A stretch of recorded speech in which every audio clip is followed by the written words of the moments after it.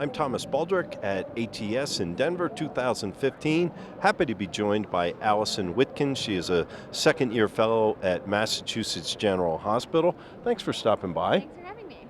So, what's it like as a fellow coming to one of these conferences? So it's really fun. This is actually my first time at ATS, and so it's neat to hear what other people are doing.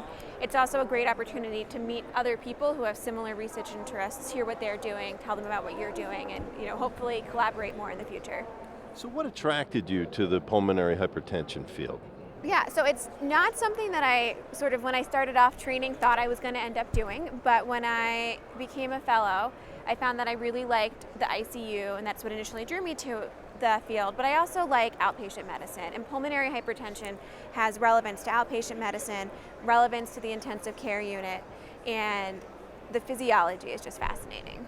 How about the fact that there's so many questions to be asked and subsequently answered? Yeah, and I think that's obviously a huge draw. I mean, even going back 20 years, the advances that have been made, and I think the advances that are continuing to be made is really exciting. And the idea that as a fellow I can be involved and hopefully get in on the ground floor on some of these new advances is exciting. So, in terms of working with more experienced and older physicians, being younger and being open and perhaps more receptive to technology, what kind of a factor do you think that plays?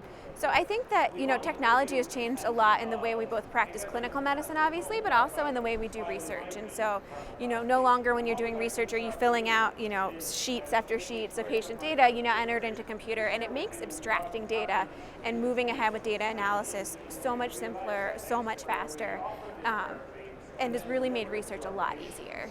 So, what advice would you have for someone like you, a little farther behind you, who's looking to enter this field? I think to keep an open mind as you're going into fellowship and figuring out, what within pulmonary and then even what within pulmonary hypertension you actually want to focus on. Each program is going to have their own strengths and weaknesses, and so trying to find an area that excites you and has the right mentorship is really important. Very good. Thank you, Allison. Thank you. Best of luck to you. Thank you.